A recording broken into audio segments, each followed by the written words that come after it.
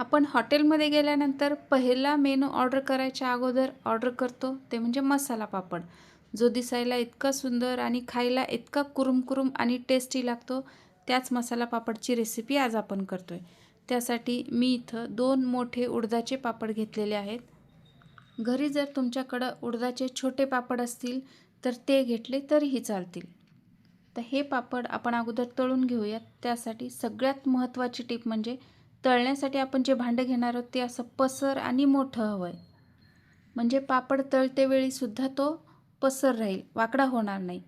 आता इथं एक पापड घेतलेला आहे मी. तेल नॉर्मल टेम्परेचरला गरम झाल्यानंतर आपण हे पापड असं गोल गोल फिरवत तळून घेऊयात. दोन्ही साईडनी पापड छान तळला गेला आहे. आता यातलं तेल सगळं निथळून काढायचं आहे आणि हा पापड आता साईडला ठेवूयात. मी आणखीन एक पापड तळून घेते.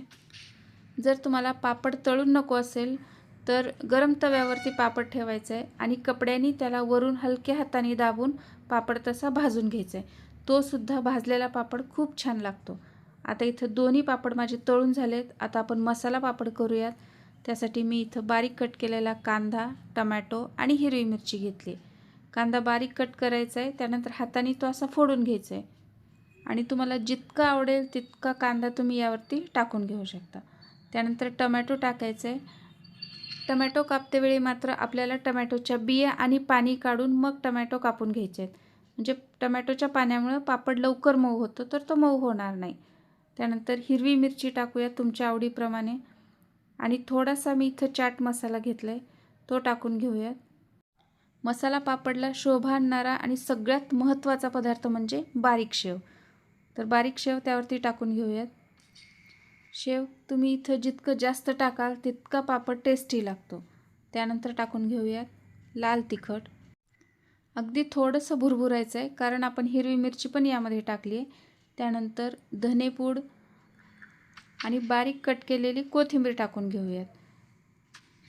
उडदाचा पापड ऑलरेडी थोडासा खारट असतो, त्यामुळे मी इथं मीठ वापरलं नाही, फक्त चाट मसाला टाकला आहे.